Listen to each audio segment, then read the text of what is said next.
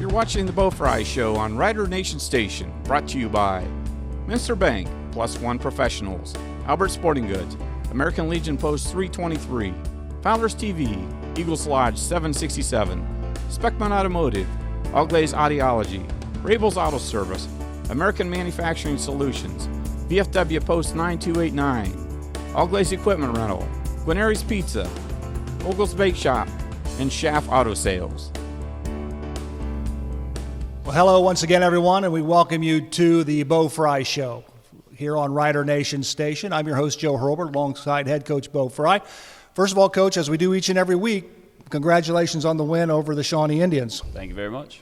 Well, let's take a look, as we do weekly, at the Western Buckeye League standings and the overall standings, and things are starting to jumble back up again in the middle of the Western Buckeye League. Van Wert and Wapakoneta are 4-1 in the Western Buckeye League. Shawnee, Bath, St. Mary's, Elida, and OG all have 3-2 league marks.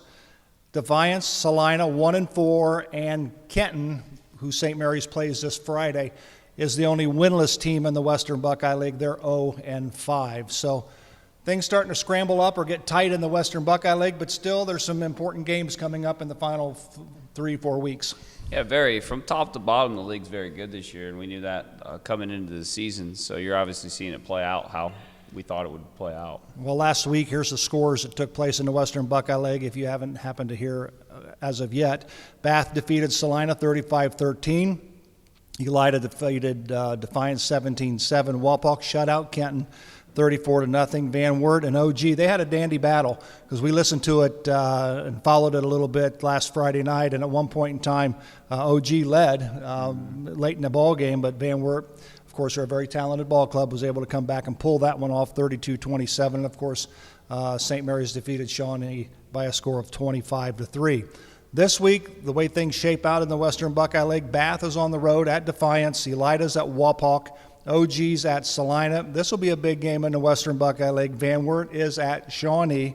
We'll see how that plays out. And, of course, St. Mary's will be on the road at Kenton. So things are starting to take shape. We still have 4 weeks to go. A lot of football to be played. Yeah, actually, it's crazy that it's going very, very fast. Yeah. At this point last year, we were in the playoffs with the COVID season. That's true. So, the season was over. Yeah, absolutely. And it seemed a lot longer last year with all the restrictions. Absolutely. And stuff, so. We failed to mention last week the lower grades and how their programs are doing. So if you want to bring us up to speed, Coach, that'd be great. I'll start at the JV level. We had a good 22-0 win last week against Shawnee in the JVs. We played on Saturday, and our freshmen went back and played Shawnee and got beat 20-14 on Monday this week. Our 8th grade lost a close one to Shawnee, and our 7th grade's undefeated still. So things are going well in the lower grades. So. Let's take a look at last week's ball game against the Shawnee Indians. Of course, we'll take a look first offensively, then we'll discuss a little bit how your offense performed, and then we'll take a look at some clips. But 280 yards of total offense, 52 offensive plays. 51 of those came on the ground with 252 yards, one pass completed for 28 yards. So overall, how did you think your ball club offensively performed? I thought we're getting better. We're starting to do the wing tee little things right. You'll see it from the way we block to the way we finish runs to the way we do everything. And that's who we have to be, and that's who we're always going to be. So. Well, the Roughriders had 13 third down conversion, or had 13 opportunity on third down. They converted 8 of those. And I think on the season, if my memory serves me correctly, you're 16 of 19 in the red zone. So you got to be pleased with that. Yeah, you want to score points whenever you get down there. So, and you want to convert third downs. And our goal going into the year was move the chains. So we kind of got lost for a while, but we've come back to who we are. Aiden Hinkle was the leading ball carrier last week, 12 carries, 55 yards, 1 TD. Brandon Hemmelgarn continues to play well, runs extremely hard, 11 carries, 27 yards. Ross Henchen, 10 carries for 41 yards. Down a little bit from the week before, but probably with the scheme of things, probably wasn't needed as much up the middle. No, first off, we have a plethora of running backs. There's more that you could see coming through. There's more guys that haven't even stepped on the field that we're sitting here in practice saying, man, he needs to be playing on Friday nights. So the Perrys, the Sharps, there's a lot of them that at most years we play in varsity football, but we're blessed with the plethora of running backs. And the lone catch came by Keegan Sharp, and that was a 28-yard catch. We'll see that on the clip a little bit later. But right now, let's take a look at the clips from last week offensively. This here, I think, is just a smart play by your senior quarterback, Gavin Reineke. I think he rolls out, almost eludes a couple of tackles, and then just throws it out of bounds. Doesn't take negative yardage. Whenever we're not taking negative yardage, we're a better offense. And like I've said a million times, Gavin Reineke is a very good wing T quarterback. Mm-hmm. We have to put him in wing T situations. Right. This next play is a nice run by Braden Sullivan. He gets to the outside, picks up big yardage. Yeah. You got blockers out front. Yeah, getting people out in front. It's just your normal sweep from different formations. Mm-hmm. And this next play is a trap play. Aiden Hinkle, right up the middle. Yep, he's coming. He's starting to get better. Like I said, I've said for weeks now that he missed all of 2 days and missed a lot of practice time. You're going to continue to see a better Aiden Hinkle each week. Yeah, that's the same play just from the end zone angle, but you got good blocking at the point of attack and a big hole. I think Doug Spencer could run through a hole that big. I don't know about that. But a lot of people can run through holes when you block people. Absolutely. Mm-hmm. Colton Mabry, the freshman, on this next play, I believe it's Colton picks up big yardage here. Yeah, Colton's a freshman going on junior.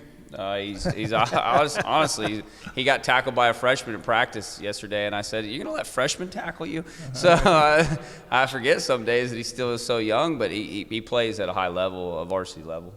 So. This here is just a good clip of your offensive line, just good blocking at the point of attack. Getting the first down, that's what we're about, moving the chains, getting your 4, getting your 5, and then those 4s sometimes turn into 40s.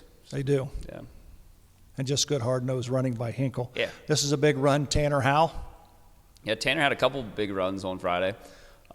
He does a good job reading his blocks and finding the hole to get to where he needs to go. Big plays for us. I think this is Aiden Hinkle, a 2-yard touchdown run there for the Riders score. Just another surge by our right side and getting off the ball and getting in the end zone. We talked about a couple of nice runs by Tanner Howe. Here's another one. Yep. This one again. Yep. Same. I think it might be the same. It might be the same play. I'm pretty sure that's the same play. Who put these clips We had together? 2 that looked very similar. The other one we were just going the other way. There you go. So. Here it is. Yeah. Here's another one. Yeah, they look very similar because it's the same exact play. It's just, honestly, blocked about the exact same and run the same way. And it's crazy because we always say no 2 sweeps ever look the same, but kind of lied right there because they do kind of look very similar. I believe this is Braden Sullivan picks up nice yardage. He carried the ball quite a few times on Friday. Yeah, Sullivan, he's a tough kid. He continuously gets better, and you're kind of seeing him progress as a running back. And this, I believe, is Hemmelgarn again, sweep to the right, picks up the first down, and Riders start moving the football in big chunks of yardage. It's always great. And this one here, I don't think is what you want to see. No, that's number one focus this week, and really the rest of the way is we got to take care of the football because we know who we are as an offense. We know who we are as a football program, and when we're putting the ball on the ground, we're putting ourselves behind. Yeah, so. And I think that was probably the only fumble of the ball game, I believe. That was the only turnover of the game, yeah. And I think we had 3 on defense, so we were +2. On this particular play here, I chose this play here because I believe Gavin Reineke sees something. He calls timeout. Yeah. What did he see? Oh, well, it was a check. It was a check with me, and I think Stosh Patterson had a question, and then the time was running down because we were milking the clock. That's just who we are. So I said, we need to call a timeout here. So he probably had a quick question on what the check was. So he didn't have to raise his hand and say, I got a question, Gavin. What are we going to do here? It looked like I knew we were gonna get a delay of the game, so I was sprinting down the sideline trying to call a timeout. So. Well, explain that, Bo. When you talk about check, does your quarterbacks have the option to audible, so to speak? We can check anything at the line of scrimmage. Really? Yeah. I won't go too deep into it, but yeah, our whole offense, once we get in a formation, we can, through our cadence, we can check any play we want. And really, if we're having trouble jumping off sides or not getting set, we'll just say, hey, open check, and we got signals from the sideline. And I think Mark Sisko can verify this. When you played for Skip, You just ran the play that was called. You didn't check anything, and you better not check anything. Yeah. But it's not checked by Gavin. It's checked from a coach. Never. You run it. We kind of it's not trying to get super deep, but it's pretty easy when you dive into it. So. And I'll tell you this quick story. I remember a time when we set up for a trap play, and usually when you run a wing or a slot to the right, that's where the play goes. Well, coach sent a play in with one of the guards, and he said, you're going to go slot right, you're going to go 6-1 trap, you're going to go back. I said, that can't be run. You can't run that. And, of course, I called timeout, and then I heard about it. Yeah, because you can run a trap away. You just run the play that is called. Run the play we call. You don't worry about the formation. Yes, coach. We'll do that. So this here's a nice catch by Ty Keel. Of course, we talked about him earlier going both ways. No, this is Keegan Sharp. Sharp? That's Sharp? Yeah. Okay. Keegan Sharp went up and got it. I'll tell you, man, the kid, he does it in practice every week. It's like, man, you can catch the ball. So, absolutely. Yeah. Like I said, he's a running back too. So at some point, you may see him in the backfield. Yeah. So this is a nice touchdown run here. I think this is Sullivan, I believe. Yeah, Sullivan makes a very good cut. He sees an opening. Doesn't really follow his guards, but we're on the goal line down here, so it gets in. Is what we teach. Go find the end zone. And this last play offensively is just a nice pickup by your offense. Good blocking again. Yep. People putting pads on people, and it's pretty beautiful when you do it right. It is, isn't it? When you block people. That's Absolutely. the best part about it. Defensively, the Roughriders held Shawnee without a touchdown. Their only points came on a field goal. Of course, they held Shawnee to 143 yards of total offense on 44 plays. Here's a glaring statistic that sticks out to me. 24 rushing plays, 4 yards. 4 yards, yeah. 4 yards. It's pretty impressive, isn't it? Yeah, it's very I saw impressive. that after the game, and we're talking to the defensive guys, and that's a testament to them because they work extremely hard at that. That's number one goal is to stop the run, and they obviously did that. You forced 2 interceptions, so you forced them into 2 turnovers, and their average start on their offensive possession was at their own 26-yard line. So, and you do that in a lot of ways. You do that with your special teams, keeping them pinned back in toward their goal line. But that's a long way to go when you have to go 26 yards every time you touch football. For sure, especially if you're not an explosive, dynamic offense. Right. When you put them back starting, it's hard to drive the field. Right. So. This first play here, this is a nice stop by Braxton King and Dylan Giesecke. Braxton has been playing some good football for you. Braxton, we moved around a little bit because he had a sub in at guard for a little while on offense, but he's a pretty good D lineman. So. This is a long count by the Shawnee quarterback, and I just thought this was just good poise by your defense not to jump, and that's exactly what they're trying to do. It's 4th and less than a foot. They're trying to get your defense to jump so they can pick up the automatic first down. That didn't happen, so that's just good poise right there. Yeah, you're seeing progress. You're seeing growth because – few weeks ago we were jumping on those sort of things, so we're getting better. This here is just an excellent read by your linebacker Tanner Howe. I think he shoots the gap and throws the ball carrier for a loss. Mm-hmm. Tanner's been playing defense for seems like 100 years, so exactly. He's very good at diagramming and figuring out where people are trying to go and getting there when he needs to. This is from his perspective, so to speak. This is from behind the defense. You see him there on your left part of the screen, number 35. He just shoots the gap. Boom. Yeah, very good tackler. I thought Tanner played with a lot of emotion Friday night. I mean, he was fired up. Yeah, I thought. I think Tanner continues to play hard. That's just his personality. He likes football. He enjoys all the aspects of football. So when it's game time, he enjoys it. Ready to go. Mm-hmm. This is a nice. This is a sack by your defense.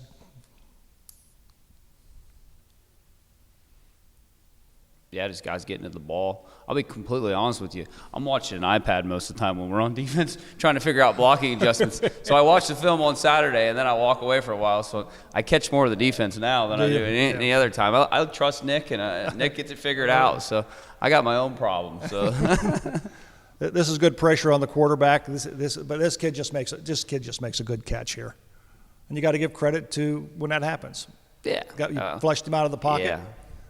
And then he just.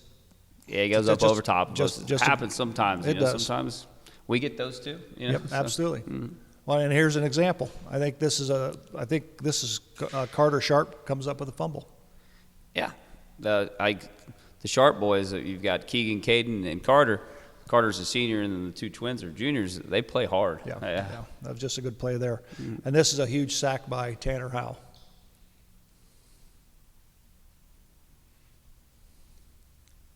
Tanner continues to get to the ball, and when he's getting to the ball, good things happen. This is just the same play, just from the end zone.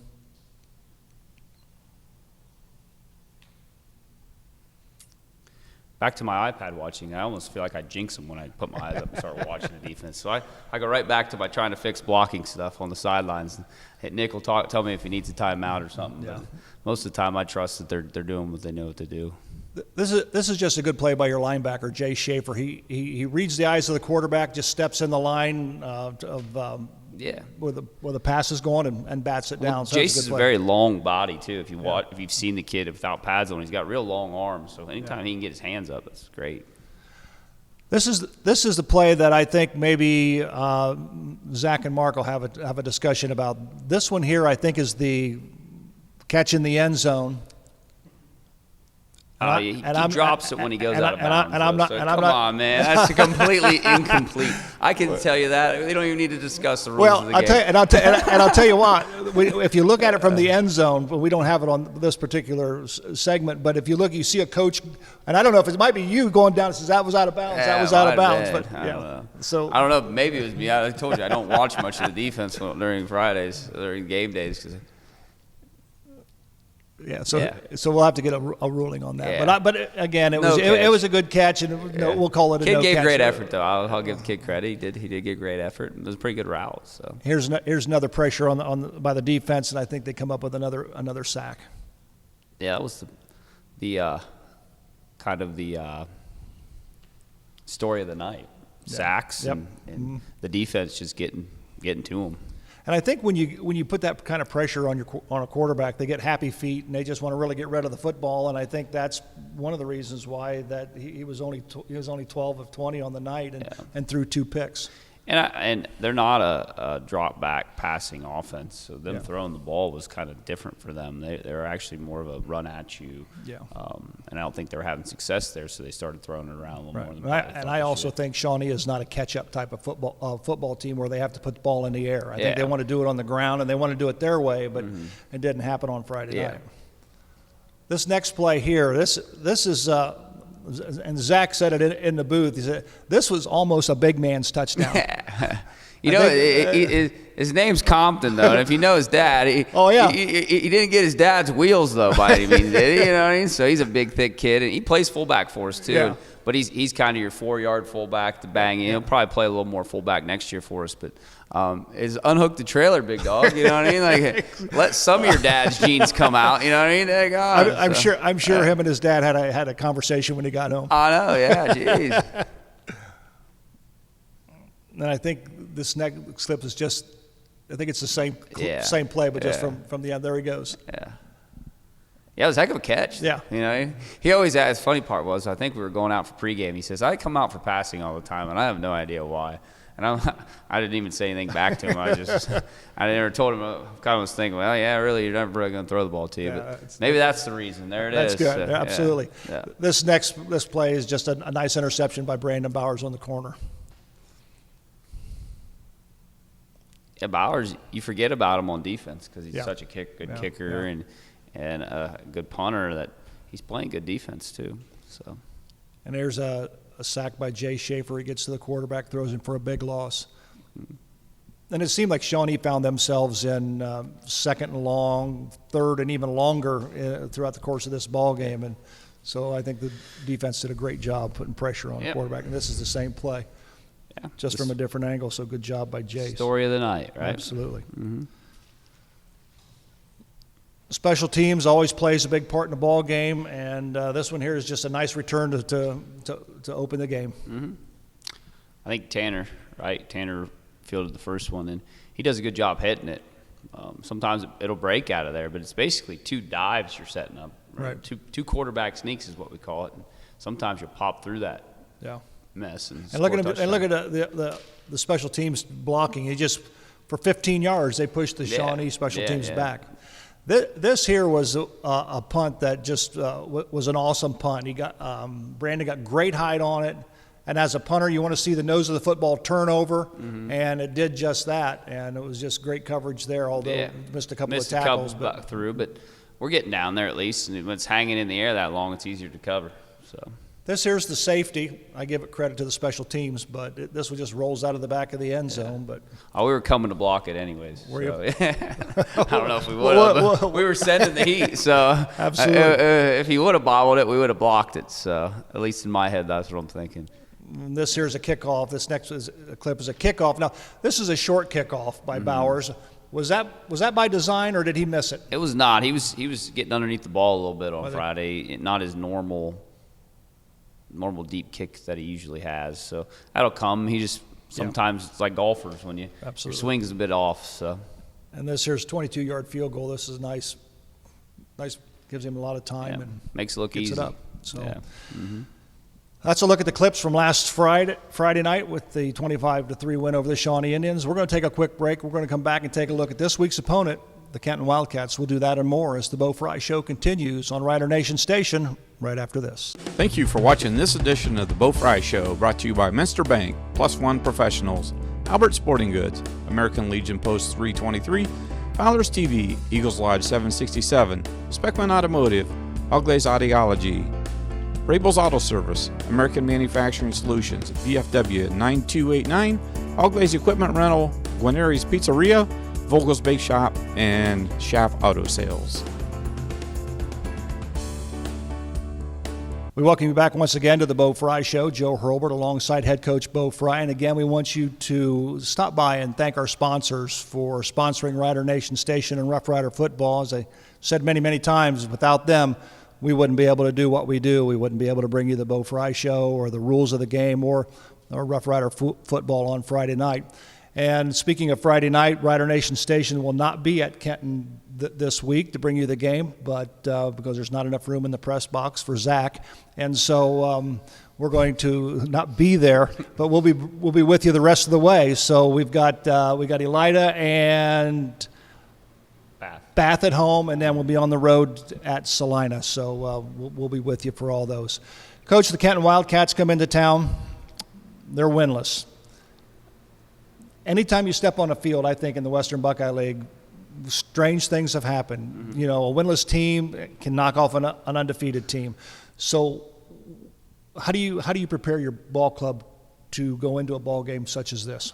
Well, first off, we're getting better, as we've done every week, is worry about ourselves, number one, and get better with what we do. Second thing is you challenge the kids. We haven't played very well on the road. The last two times we went on the road, we hadn't played very well.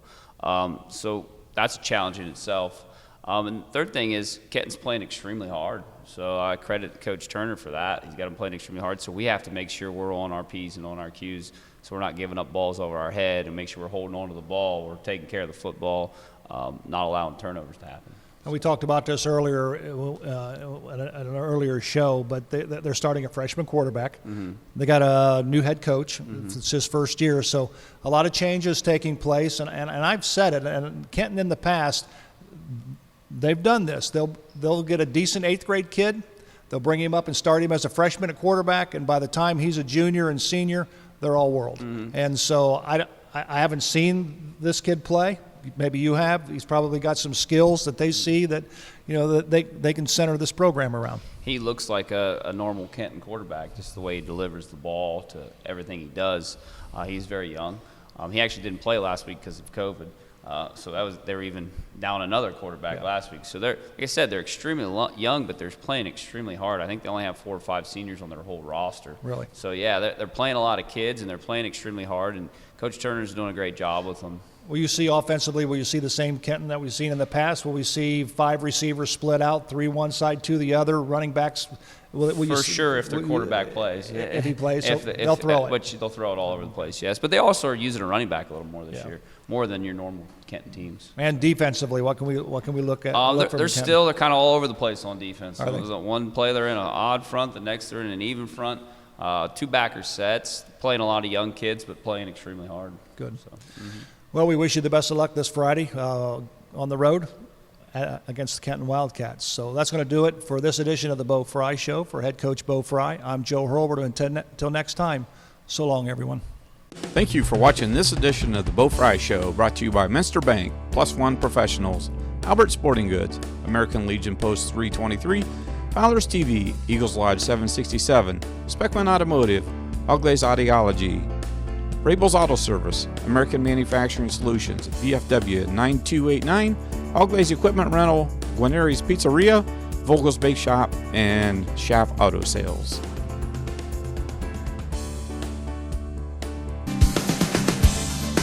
Thanks for watching another episode of Rider Nation Station. Help us help you by subscribing on YouTube or following us on Facebook.